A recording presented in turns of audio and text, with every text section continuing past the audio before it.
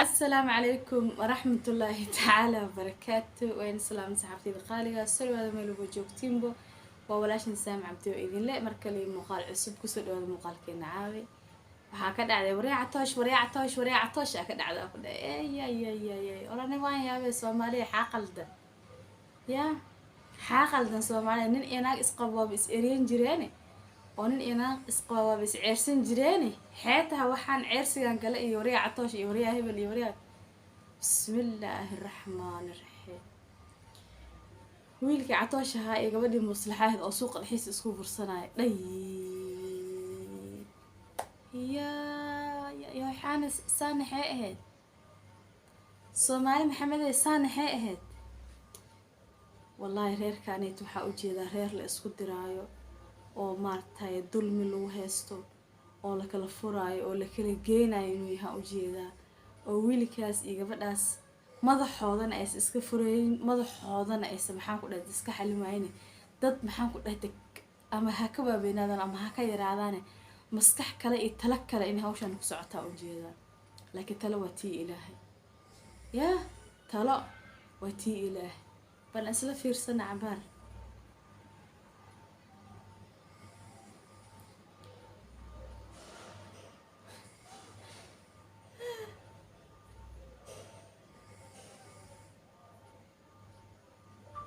أعوذ بالله من الشيطان الصومالية سانة حقهد سانة نكان إنات أسقو حايد دحقرش يا محايد دحقرش نكان إنات أسقو محالو برسنا محالو عرسنا يا محا بهدلاد انت أسليق إن ويلك سوق لو دحجيده كان يا بهدلاد انت أسليق ويلك سوق لو دحجيده والله رفعدنا محا كان نكان إنات مكان سكان لو قف الصومالي واي لو قف اسقبته واي إن لو ورسدو لا دحقلو لحادشو وصح oo wiilkaanayto maxaan gabadhan wuu furay laakiin rajacti aan lagu horay ma iga furno طبعا nimanku naaga rajacti way dhahaan way soo cishtaan shariicadana baneynayso wax diiday aniga ma ogi laakiin hawshaanayto maxaa loo dhixgeli waayay inta gabadha la safanayo ninkaas ay maanta kula safanayo oo maxaan ku dhahay ninka kugu diraayo kula safanayo biri asaga la tirkiisa wuxuu ku noqon doona iyo wuxuu ku gali doona ma ka warqabtaa maslaxay ana waxaan ku dhihi lahaa wad ku fududaata hawshaan wad ku fududaata inaa maslaxa atoosh u soo wadata rag asoo hubayso saa suuqa loogu dhex jiido la bahdilo wiilka Soomaaliyeed walaa ana fudayda u jeedaa dulmiga Ilaahay raali kama ahan ya Ilaahay subhanahu wa ta'ala dulmi agtiisu ku xarimay bini aadamka inay is dulmiyaan waa xaraam waay atoosh adiga waa kala tagteen waa kala dhamaateen sida hadalka aad u dhigtay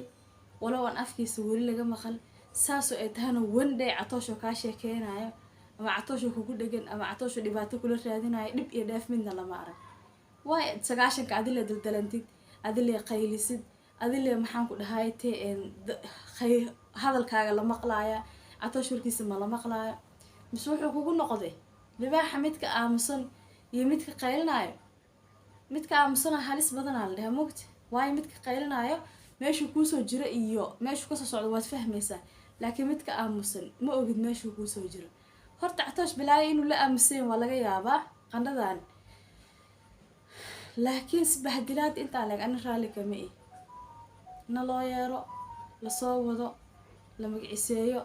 oo imaan kariya laakiin wariya catoosh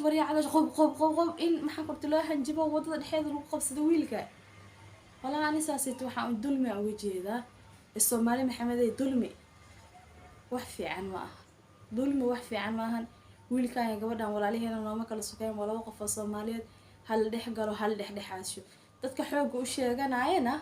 ana waxaan dhihi lahaa nin inaag isqaba lama dhex galay ka dhex baxay idin dhihi lahaa nin inaag isqaba lama dhex galo Soomaaliya hore u sheegtay